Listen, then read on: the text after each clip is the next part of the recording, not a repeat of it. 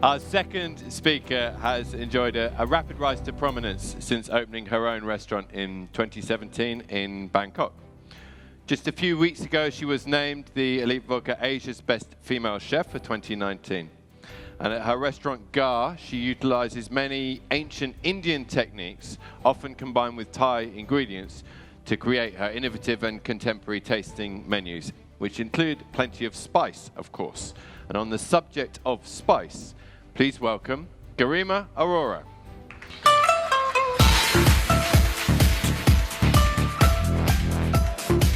Thank you, sir. Thank you. Good morning, everybody. Thank you so much for coming out and listening to us talk today.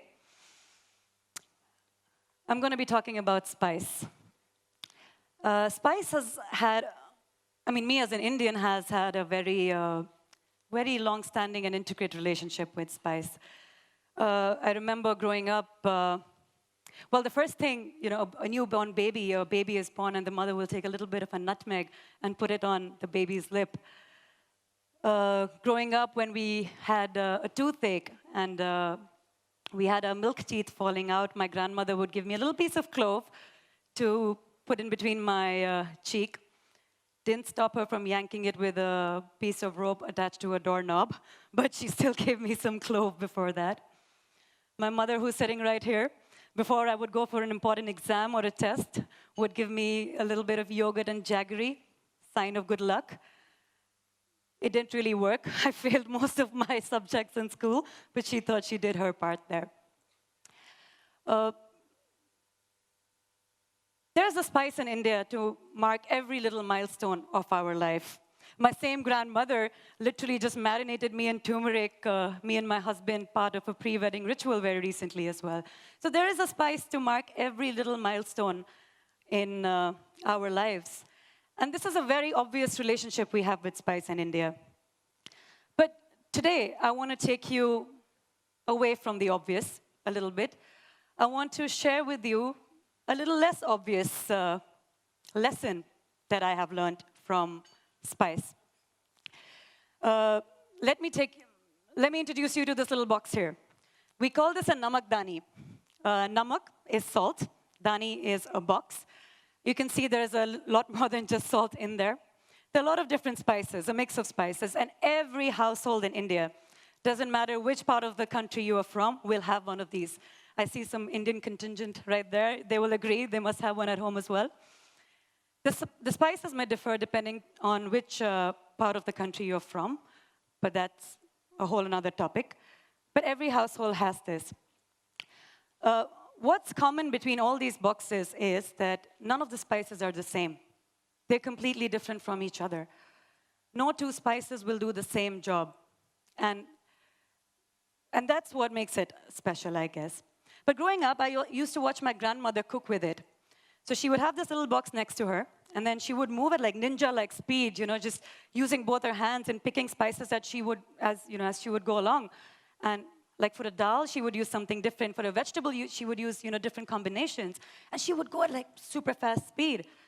Yeah, she was just like that. The first time I saw a DJ, reminded me of my grandmother, just like that. That impressed me. Her speed alone impressed me. But as I grew up, as I started cooking myself, I think what I understood, the beauty did not lie in the speed, but in the combination, in the instincts that she had in combining these flavors together to make something so harmonious and so complete and wholesome. And as she was doing that, and I was watching her do, I didn't think I understood this, but she was dropping perhaps the biggest and the most thought-provoking culinary lesson, a lesson that would change forever how I would cook, a lesson that would change forever how I would choose to run my first restaurant, a lesson that defines me today completely. And that is of negative food pairing. A decade or 2 decades ago, a bunch of scientists in the Cornell University came up with a hypothesis that they identified that every ingredient has a certain amount of flavor compounds. They identified over 1,021, I believe. And they put cuisines from that part of the world to test. So they had Northern European cuisine, Northern American cuisine, and also Latin American cuisine. They put it to the food hypothesis, or the food pairing hypothesis test. And they found out that ingredients occurring in recipes from these cuisines had more flavor compounds in common than their findings when they started moving east. So as they would move towards the eastern part of the world, to Eastern European countries, to Korea, and also to India, they found that this hypothesis would deviate. And a lot of it was to do with spice. The word negative food pairing might bring about a negative feeling, or it may sound like a bad food pairing, but that's not what it is. It basically just means that recipes in this part of the world, in Asia, we tend to use ingredients that have less food compounds in common and less flavor compounds in common, making different ingredients work together in a special way. Okay, the food is here, okay, all right. So taking a lesson from this little box here,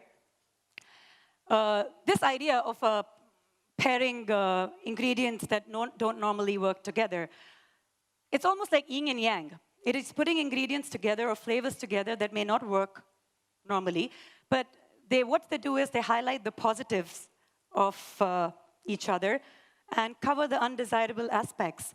They work together without blending together. And this is something that really excited at GA and gave birth to our first signature dish, if you will, of strawberry and caviar. So strawberry, caviar, and hovo oil, these three ingredients, one would instinctively never put them together, but the only flavor compound they have in common is trimethylamine. And really high, out of the 1,021, all three have just trimethylamine in common, and in extremely high quantities. And please go ahead and taste it. You're ready to eat. And so when you taste it, you find that somehow, weirdly, it works together. And of course, we found out that strawberry has trimethylamine. We found out that caviar has trimethylamine. And then we put the oil to the test as well, the hovo oil, which is a herb from the northern part of the country in Thailand. And we found that it also has trimethylamine. And this excited us. We were blown away by how this could work so well. And I think we took this idea to the next step. We wanted to surprise our guests with,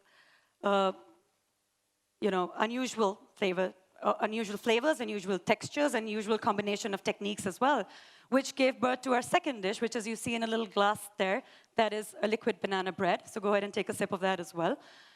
The idea is just this. The lessons to learn from spice are obvious, of course. They're always fun to eat, they're always comforting, and everybody loves a good bowl of curry and rice, of course.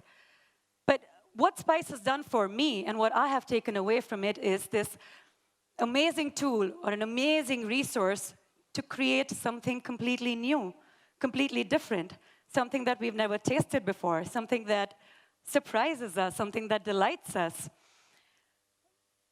And I think this gives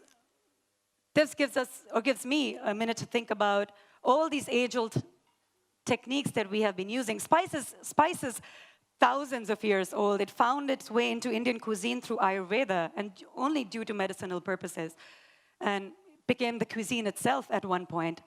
But just to ask this question, why and how, I think it has given us this amazing way to move forward, amazing way to create something completely new and different. And that, ladies and gentlemen, is what I have learned from spice and cooking with it for all these years. Thank you so much.